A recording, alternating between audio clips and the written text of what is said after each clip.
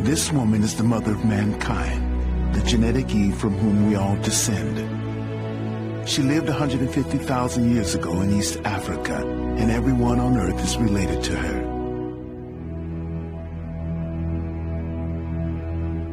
Her daughters and granddaughters will take modern humans out of Africa to populate the rest of the world, the most incredible and important journey mankind will ever make.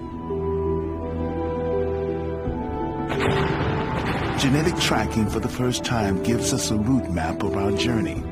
With it, we can follow our families of Eve as they travel through an empty world, overcome hardships, separate, and go their different ways to discover new lands. It tells for the first time who we are and where we come from, the most profound questions that have troubled mankind since we first raised our heads and looked at the stars.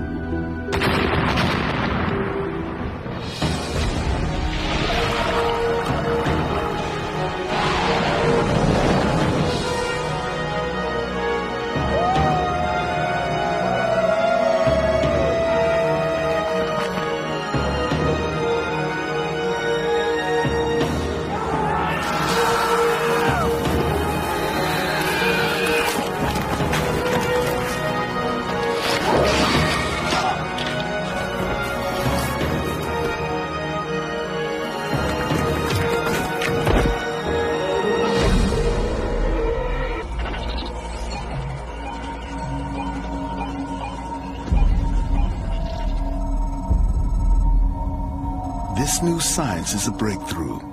Every one of us can now trace our part in this incredible story. We took samples from these people in Chicago. Our genetic testing will show them how their ancestors traveled the world to reach this destination.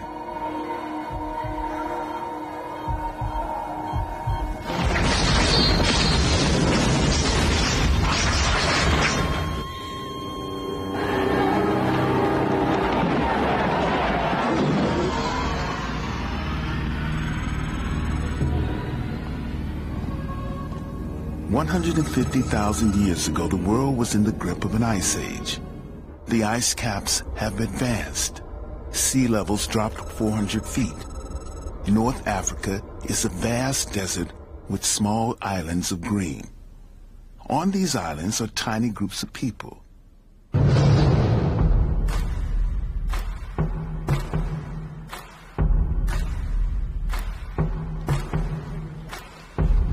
These are the first modern humans, recognizably like us today in physique, intellect, and abilities. We are the same people they were. The brain that first thought of chipping stone tools also took us into space.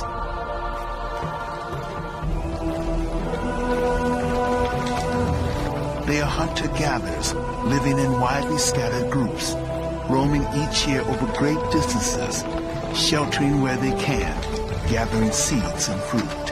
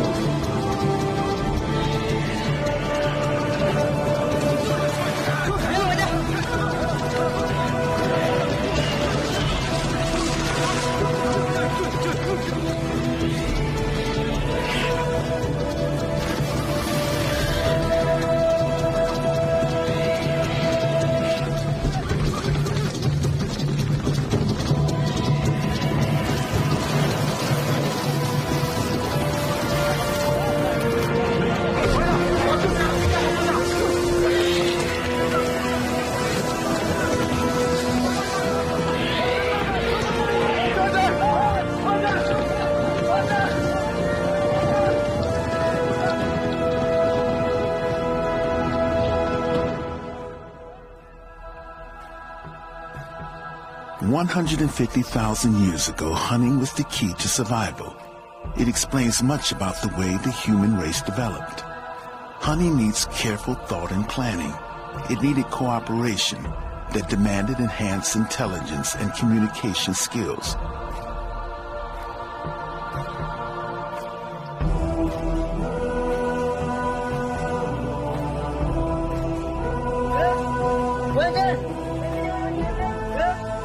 Genetic tracking is beginning to unlock more secrets than we ever believed possible.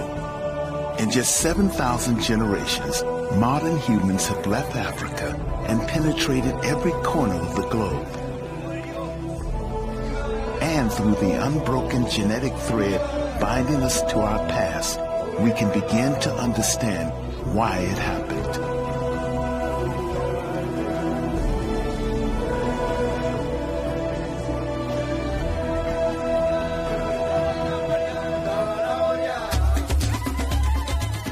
Archaeologists can tell us in astonishing detail how modern humans lived.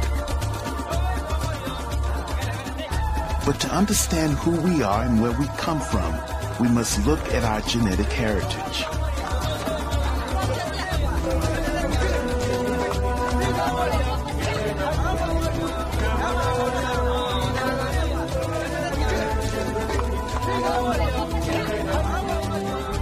Genetic Eve, the woman from whom we all descend, was not the only woman living at the time, or even the most fertile, but her mitochondrial genes were the most successful and the only ones to survive. Everyone alive today can trace a common ancestral line back to this one woman through a unique part of our DNA, mitochondrial DNA. DNA, the blueprint of life, is our own molecular pin code and uniquely identifies each of us. Mitochondria are tiny structures found inside nearly all human cells. It is separate from the normal chromosomal DNA that dictates our height or the color of our eyes.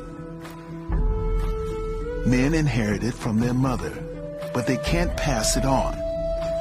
In women, it carries on from mother to daughter, down the endless generation almost unchanged. And this is how we can trace our way back to our genetic Eve and her daughters. So written within it is the history of the world's women, and therefore the human race. Professor Rebecca Kahn was the pioneering scientist who uncovered the first all-important clue. I started working on human mitochondrial DNA so that I would have some kind of view that was objective, that would help me understand and help other people understand how humans around the world were related. With this new science, she could. Harmless mutation happens all the time in some part of the mitochondrial DNA, leaving minute markers at every change. These markers are like barcodes and can be read in the same way. Kahn and her team discovered the changes happen at a fairly constant rate. They found the groups with the earliest markers were the Africans living inside Africa and wondered if they might be the oldest people in the world. I was very excited when I first started to get evidence, and it was so counterintuitive. I'd put 20 Europeans and 20 African Americans on a sheet of X-ray film, and every African American showed differences, and all the Europeans looked the same. And I thought I'd mislabeled something, or I thought I'd made some drastic mistake. And we kept repeating and repeating things. And as we got more samples from different areas, I realized that it was a difference in the pattern, and that this whole new type of evidence based on mitochondria was going to change the way we thought about modern humans. In 1987, Kahn and her colleagues published a paper showing for the first time that the markers stretched back to Africa, showing quite clearly that this was the birthplace of the human race. New Guinean tribesman, Parisian bartender, American teacher, Polynesian farmer, all were improbable relatives linked through one black woman 150,000 years ago. Their findings caused a sensation.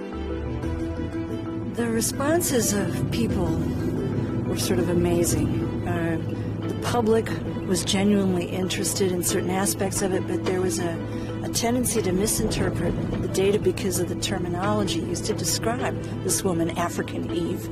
And people thought it meant the biblical Eve, the single woman in the Judeo-Christian Bible of the wife of Adam. I have to say, even my own uncle sent me a Christmas card the year that our study was published saying, "How dare you, you know Grandma wasn't black."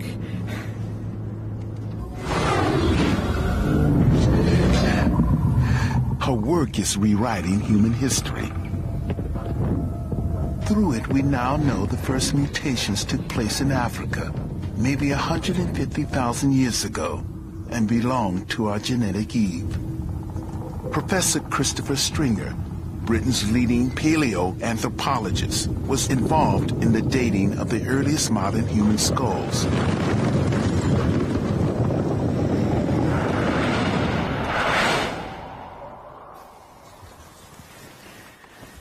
This skull is as close as we can get to what the face of mitochondrial Eve would have looked like. It's a very complete skull found in sediments in a cave dating from about 120,000 years ago. And we can see here that it's a modern human.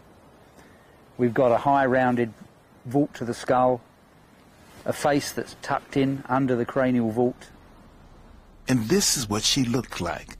Using forensic reconstruction techniques, muscle and flesh have been added to the skull and provide us with the very first glimpse of how our genetic mother might have looked 150,000 years ago. This is the closest we can get.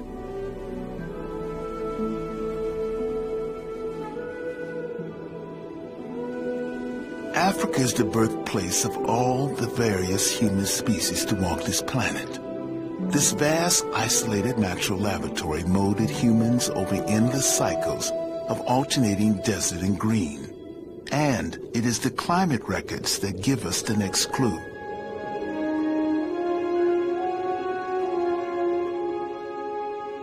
Modern humans made many attempts to make the long trek out of Africa, settling in different parts of the old world, but they did not survive.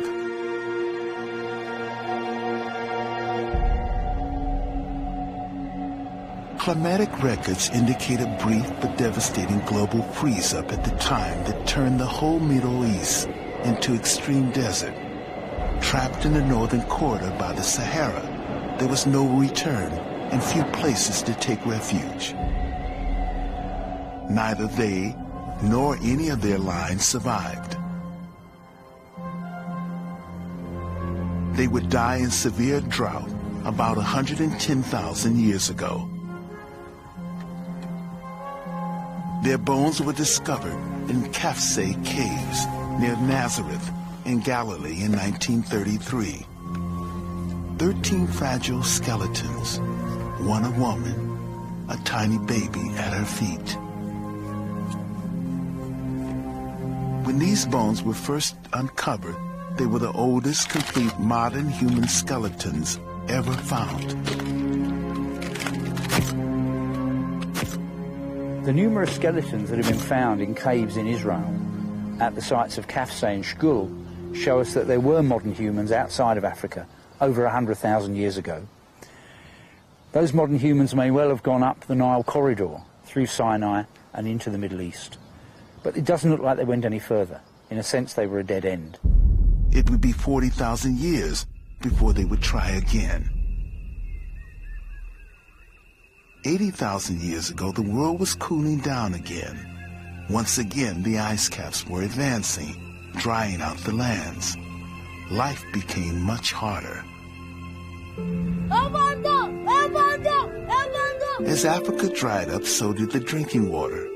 Ocean records show sea levels dropping dramatically as the world's water became locked in ice. As the game spread north, our hunter-gatherers were